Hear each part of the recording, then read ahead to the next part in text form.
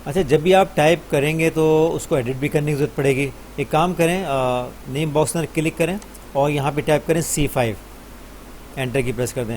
First करें, मैं यहाँ पे लिखता हूँ माइक्रोसॉफ्ट एक्सेल ट्रेनिंग और एंटर की प्रेस कर दिया। एंटर की प्रेस करने से क्या होता है, वो नीचे सेल पर आता है। अगर आप चाहते हैं कि आपको एंटर प्रेस करने की ज़रूरत ना पड़े, उसी सेल पर रहें, तो उसके दो तरीक़ेकार होते हैं। फर्स्ट कर मैं इसको दोबारा यहाँ पे टाइप करता हूँ, माइक्रोसॉफ्ट एक्सेल, मैं चाह रहा हूँ इसी सेल पर है। तो देखिए माउस कर्सर में जब यहाँ पे ले जाता हूँ फार्मूला बार की तरफ, ये लिखा होता है एंटर, मैं सिंपल इसके ऊपर क्लिक करूँगा तो ये आप जो है ना, इसने इसी सेल के ऊपर अपना कर्सर रखा, एंटर प्रेस करते तो नीचे चला जाता। इसको आप कंट्रोल एंटर से भी कर सकते थे। देखिए जब मैं माउस कर्सर यहाँ पे लेके आता हूँ तो इधर ब्लैंक दिखा रहा है। इसका मतलब है कि आपका जो वैल्यू है वो इस सेल में C5 में, इसका मतलब है इसकी जो वैल्यूज़ हैं, इसके जो कैरेक्टर हैं वो उसकी विड्थ के हिसाब से ज़्यादा हैं, तो हमें इसको एडजस्ट करना पड़ेगा। इसकी हमें विड्थ बढ़ानी पड़ेगी कॉलम की। तो कॉलम की विड्थ बढ़ाने के दो तीन मेथड हैं। पहला मेथड ये है कि माउस कर्सर मैं यहाँ पे लेके जाऊँ कॉलम लेवल में, C और D के बीच माउस कर्सर जब लेके जाऊँगा तो जो एरो का शेप है वो डबल हेडेड एरो बना हुआ आ जाएगा। सिंपल आपने क्लिक करके रखना है माउस से और इसको ड्रैग कर देंगे तो ये उसकी जो है विड्थ बढ़ गई। दूसरा मेथड ये है कि माउस कर्सर मैं इधर लेके जाता हूँ और डबल क्लिक कर देता हूँ। डबल क्लिक करने से क्या होगा, ऑटो फिट कर देगा, मतलब कि जो उसकी कॉलम की विड्थ होगी उसके हिसाब से जो उसके अंदर टेक्स्ट होगा खुद ही उसको एडजस्ट करेगा। तो जब माउस कर्सर मैं यहाँ पे लेके जाता हूँ, डबल क्लिक करता हूँ तो क्या करेगा, उसको ऑटो फिट कर देगा। इसी तरह अगर आपको रॉ की भी हाइट बढ़ानी है तो आप इधर रॉ लेवल में चले जाएंगे। इस तरह 5 और 6 के बीच में माउस कर्सर में लेके गया और उसको मैंने ड्रैग कर दिया नीचे ऐसे, ठीक है। तो इस तरह आप इसकी कॉलम की विड्थ और हाइट जो है सेल की बढ़ा सकते हैं, कम कर सकते हैं। दूसरा मेथड ये है कि मैं होम टैब में यहाँ पे आपको फॉर्मेट का टूल नज़र आ रहा होगा, मैंने इसके ऊपर क्लिक किया, ठीक है। यहाँ पे रॉ की हाइट को कम करना, ज़्यादा क्लिक करना है तो मैंने फर्स्ट कलर में कर देता हूँ इसकी 17 हाइट कर देता हूँ। एंटर प्रेस कर दिया तो इसकी हाइट जो 17 हो गई। इसी तरह इसकी विड्थ कम करना, ज़्यादा करना तो मैं फॉर्मेट के टैब में जाके इसमें मैंने क्लिक करता हूँ और यहाँ से कॉलम विड्थ के ऑप्शन पे क्लिक किया और यहाँ पे फर्स्ट कलर मैंने कर दिया इसका 28, तो इसकी विड्थ जो है 28 पॉइंट्स के करीब इंक्रीज़ कर दी मैंने। देखिए ये जो आपको लाइंस नज़र आ रही हैं ये कहलाती हैं ग्रिड लाइंस। अगर किसी भी वजह से इमेजनरी लाइंस होती है, जब आप इसका प्रिंट लेते हैं तो ये प्रिंट के दौरान ये आपको लाइन शो नहीं कर रही होती, किसी वजह से आप चाह रहे हैं कि ये लाइन यहाँ पे शो ना हो, मतलब एक तरह से ग्रिड लाइंस को हाइड करना चाह रहे हैं, तो देखिए यहाँ पे व्यू का एक टैब है, व्यू के टैब में गए और यहाँ पे ग्रिड लाइंस का जो चेक बॉक्स पे क्लिक हुआ है तो मैंने इसको क्लियर कर दिया। जैसे मैं क्लियर करूँगा देखिए बिल्कुल ब्लैंक शीट हो गई, अब इसमें कोई इमेजनरी लाइंस नज़र नहीं आ रही होंगी। नज़र आ रहा है ना आपको?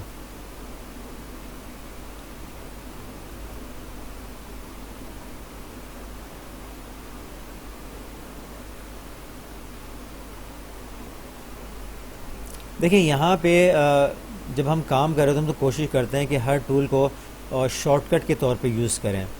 आप किसी भी इनमें से कोई भी टूल है, इसको अगर आपको एज ए शॉर्टकट यूज़ करना है तो उसके लिए क्या करते हैं, हम ऑल्टर की एक दफ़ा प्रेस करते हैं।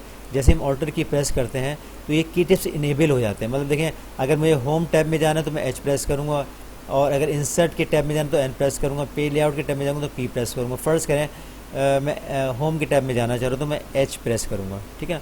जैसे ही मैंने H प्रेस किया तो एच से रिलेटेड जितने भी यहाँ पे आपको ग्रुप नज़र आ रहे होंगे और टूल्स नज़र आ रहे होंगे उसके ऊपर कोई ना कोई नंबर या कैरेक्टर यहाँ पे शो हो रहा होगा, ठीक है ना। अब फ़र्ज़ करें देखें अगर मुझे इसके अलाइनमेंट के ग्रुप में जाना हो तो मैं FA प्रेस करता, ठीक है ना। और अगर फ़र्ज़ करें मुझे इधर फिल पे मुझे जाना है तो लिखा हुआ है FI, तो आपने कहीं क्लिक विलिक नहीं करना, सिंपल आपने माउस से एक दफ़ा आराम से F टाइप करना और उसके बाद A, कोई जल्दबाजी नहीं करनी है, ठीक है ना। FI प्रेस कर दिया। उसके बाद आपको इसकी सीरीज़ में जाना है तो आपने सिंपल यहाँ पे S पे क्लिक कर दिया। आपसे पूछता है कि आपको कॉलम में सीरीज जनरेट करनी है या रॉ में, तो आप इसको यहाँ सेलेक्ट कर सकते हैं। स्टेप वैल्यू कितनी होनी चाहिए और स्टॉप वैल्यू क्या होनी चाहिए, इस पर आप क्लिक करके कोई वैल्यू डाल के इसको ओके कर सकते हैं। इसको हम प्रैक्टिकली फ़िलहाल देखते हैं कि सीरीज जनरेट कैसे कर सकते हैं और कितने तरीक़ेकार हैं इसके। देखिए मैंने A1 पे क्लिक किया, यहाँ पे टाइप किया 1, ठीक है ना। आपको इनिशियल पॉइंट देना ज़रूरी होता है अभी कोई भी सीरीज़ जनरेट करने के लिए। और अगर फ़र्ज़ करें 1 to 9 में सीरीज़ जनरेट करना चाह रहा हूँ तो माउस कर्सर मैं यहाँ पे लेके जाऊँगा। जब ये ऑटो फिल हैंडल आ जाएगा तो आपने कंट्रोल प्रेस करना है, और अगर आप उस पर काम कर रहे हैं माउस से काम करें तो आप उसके लेफ़्ट पे क्लिक करके उसको ड्रैग कर देंगे। अगर आप लैपटॉप पे काम करें तो आप कंट्रोल प्रेस करेंगे, उसका जो लेफ़्ट का एक बटन होता है लेफ़्ट, उसको प्रेस करके रखेंगे, और यहाँ पे ऑटो फिल हैंडल जब प्लस का साइन आ जाएगा उसको ड्रैग कर देंगे। फर्स्ट करें 9 तक मुझे सीरीज जनरेट करनी थी, तो मैंने इसको 9 पे ले जाके माउस से हाथ हटा लिया, तो ये 9 तक सीरीज जनरेट हो गई। एक तरीका ये है। दूसरा तरीका ये है कि मैं माउस कर्सर यहाँ पे लेके आता हूँ, जो आपके लैपटॉप पे राइट वाला बटन होता है उसको मैं प्रेस करके रखूँगा, और माउस पहले यहाँ पे जो है ना आपने क्या करना है, पहले ऑटो फिल हैंडल पे लेके जाएंगे, इस तरह का प्रेस का साइन आएगा, तब आपने जो है जो दूसरा है राइट साइड के ऊपर जो बटन होता है उस पर क्लिक करना है और उसको ड्रैग कर देना है यहाँ पे, ठीक है ना। फर्स्ट करें मैं 9 तक लेके गया, माउस कर्सर यहाँ से हाथ हटा लिया। आपसे पूछता है कॉपी करना है फिर सीरीज़ करना है, मैंने कहा हाँ मुझे फिर सीरीज़ करनी थी, इसके ऊपर मैंने क्लिक कर दिया तो यहाँ पे इसकी सीरीज जो है जनरेट हो गई। तीसरा मेथड ये है कि आपने यहाँ पे 1 टैप किया और उसके बाद मैंने टैप किया 2, और इन दोनों को सिलेक्ट किया, माउस कर्सर यहाँ पे लेके गया तो यहाँ पे प्लस का साइन आएगा, ये कहलाता है ऑटो फिल हैंडल, और उसको मैंने ड्रैग कर दिया 9 तक, ठीक है। और जैसे मैंने अभी आपको बताया था कि अगर आपको शॉर्टकट यूज़ करना है, यहाँ से भी मैं जाके कर सकता हूँ, फिल करके डायरेक्ट मैं इस पर क्लिक करके कर सकता हूँ। अगर मुझे शॉर्टकट यूज़ करना है तो मैं ऑल्टर प्रेस करूँगा, HI और S, ठीक है ना, चूँकि मुझे याद है तो मैंने ऑल्टर प्रेस किया, H प्रेस किया, FI और S प्रेस किया, तो ये इस बॉक्स के अंदर आ गया। पूछता है कि आपको रोज़ सेलेक्ट करनी है कॉलम, तो मैंने कॉलम पे मुझे जो है ना वो सीरीज जनरेट करनी, मैंने कॉलम पे क्लिक किया, स्टॉप वैल्यू 9, यहाँ पे मैं 9 दे दिया, ओके कर दिया, तो देखिए इस तरह से सीरीज जनरेट हो गई, ठीक है ना। तो मुख्तलिफ इसके मेथड्स हैं। अच्छा देखिए, एक चीज़ मैं आपको बताना भूल गया, अगर आपको ये मालूम करना है कि आपके पास कितने कॉलम्स हैं, कितने रोज़ हैं, अगर आपके कितनी रोज़ हैं तो सिंपल आप कंट्रोल प्रेस करके रखेंगे, और जो एरो बटन होकर डाउन एरो बटन होता है उसको आप कंट्रोल प्रेस करके उसको प्रेस करेंगे डाउन एरो को, तो ये आपको बता रहा है कि 1,48,576 जो है इसकी रोज़ हैं, ठीक है ना। दोबारा मैंने कंट्रोल अप एरो प्रेस कर दिया, दोबारा सेल नंबर 1 पर आ गया। अब मैं देखना चाह रहा हूँ टोटल कॉलम्स कितने हैं। बहुत से लोगों को अंदाज़ा नहीं होता, कोई कहता है 256 होते हैं, कोई कहता है 200 होता है, कोई कहता है 500 होता है, तो एग्जैक्ट कितने होते हैं वो मैं आपको प्रैक्टिकली दिखाता हूँ। मैंने कंट्रोल राइट एरो प्रेस किया तो देखा बता रहा है XFD तो उसने बता दिया, लेकिन कॉलम कितने बनते हैं वो यहाँ पे नंबर नहीं बता रहा, ठीक है ना। तो उसके लिए हम क्या करेंगे, मैंने ऑल्टर प्रेस किया HFIS और यहाँ पे रोज से सिलेक्ट रहने दिया, और फर्स्ट मैं 70,000 टाइप कर देता हूँ जितने होंगे उस पर आके खुद ही रुक जाएगा वो एक्सक्यूज मी। अब कंट्रोल मैंने एरो बटन प्रेस किया, राइट एरो, बता रहा है 16,384 जो इसमें कॉलम्स होते हैं, तो इस तरह हमने कॉलम्स मालूम कर लिए।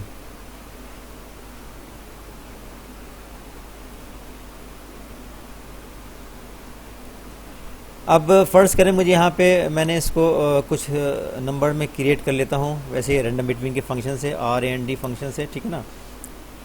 मैंने 1,9 कंट्रोल एंटर प्रेस किया और माउस कर्सर यहाँ पे लेके गया, ड्रैग किया, जो आपकी कीबोर्ड उधर जो आपका लैपटॉप का जो है जो सेकंड बटन होता है राइट साइड वाला, उसको प्रेस करके रखा, ड्रैग किया राइट की तरफ, दोबारा लेफ्ट पे ले गया और यहाँ पे copy here as values only कर दिया, ठीक है। ये आपके नंबर हो गए।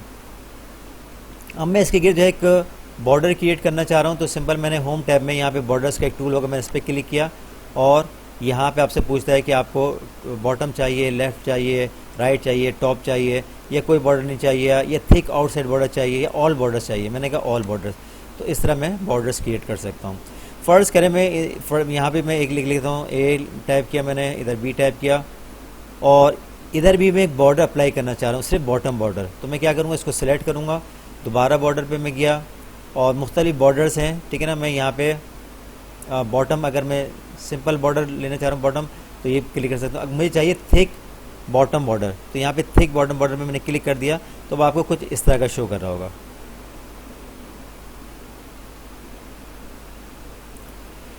यहाँ तक क्लियर हो गया।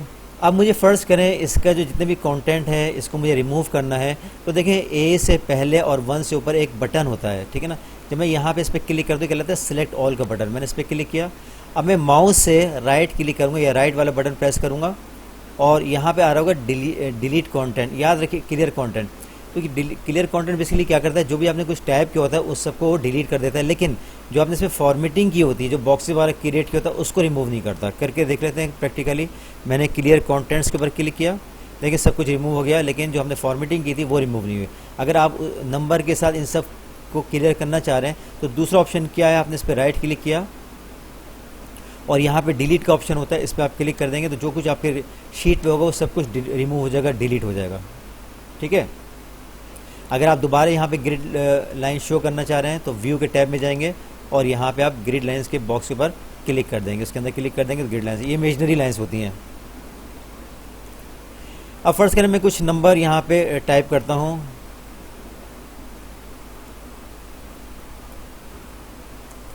ठीक है, नंबर तो मैंने काफ़ी सारे टाइप किए थे, लेकिन इसने शो ये कर दी, जो उसकी विड्थ होती है उसके हिसाब से वो यहाँ पे शो कर रहा होता है। अगर आप इसकी विड्थ बढ़ाना चाह रहे हैं तो इस पर डबल क्लिक कर दें, तो ये आपको जो हमने इसमें वैल्यू इंसर्ट की थी, टाइप की थी, वो अब वैल्यू यहाँ पे शो कर रहा है। अगर मैं चाह रहा हूँ कि इसमें जो है वो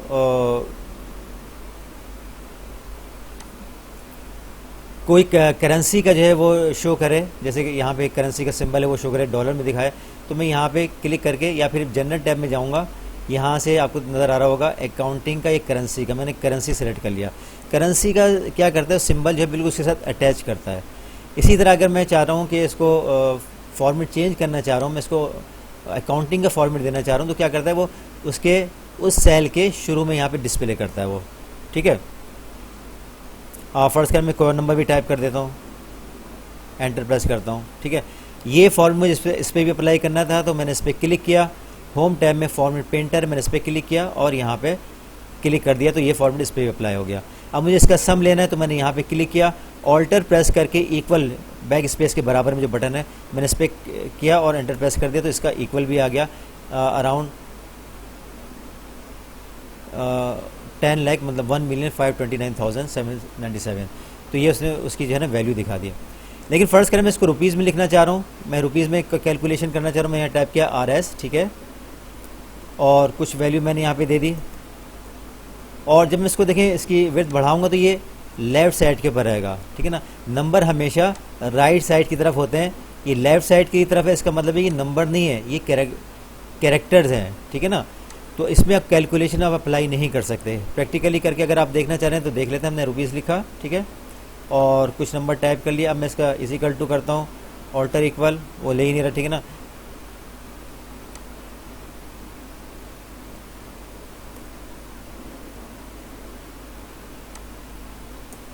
तो उसने ज़ीरो दे दिया। ज़ीरो देने की वजह क्या है, क्योंकि ये नंबर्स नहीं है, कैरेक्टर्स हैं। ठीक है ना, तो अगर आप इसको रुपीज़ में देना चाह रहे हैं तो उसका सिंपल मेथड तो ये कि आप यहाँ पे क्लिक करें, या फ़र्ज़ करें मैं इसको पहले डिलीट कर देता हूँ, इसको मैं रुपीज़ में देना चाह रहा हूँ तो सिंपल मैंने यहाँ पे क्लिक किया। ठीक है, और इसके डाउन एरो बटन पे क्लिक करने के बाद मैं यहाँ पे मोर अकाउंटिंग फॉर्मेट्स में चला गया। ठीक है, यहाँ पे सिंबल आपको दिखा रहा होगा डॉलर का, मैंने इसके डाउन एरो बटन पे क्लिक किया।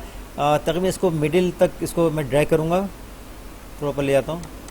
इसको आपको जो है ना वो ढूंढना पड़ेगा, शुरू में आपको थोड़ी प्रैक्टिस करनी पड़ेगी।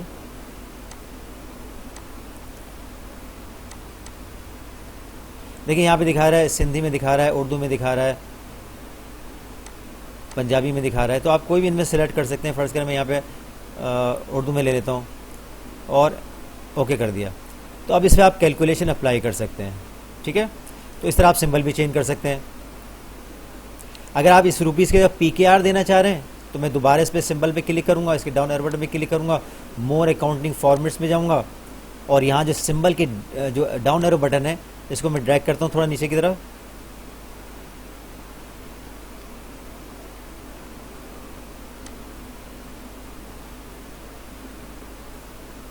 ये रहा PKR। ठीक है ना, ये जो मैं यहाँ से सिलेक्ट करूँ ना सिंबल, इस पर आप कैलकुलेशन कर सकते हैं, लेकिन अगर आप इसको टाइप करेंगे तो कैलकुलेशन नहीं हो सकती। अगर आप इसमें डेसिमल इंक्रीज़ करना चाह रहे हैं, डिक्रीज़ करना चाह रहे हैं, तो देखिए होम टैब में यहाँ पे आपको इंक्रीज़ का दे रहा होगा और यहाँ से आप इसको डिक्रीज़ कर सकते हैं। ठीक है ना, तो इसकी प्रैक्टिस कीजिएगा। मैं जो है आपको असाइनमेंट शेयर कर देता हूँ, आप उसकी प्रैक्टिस करें, फिर इंशाल्लाह बाकी जो है नेक्स्ट क्लास में डिस्कस करेंगे। Thank you so much.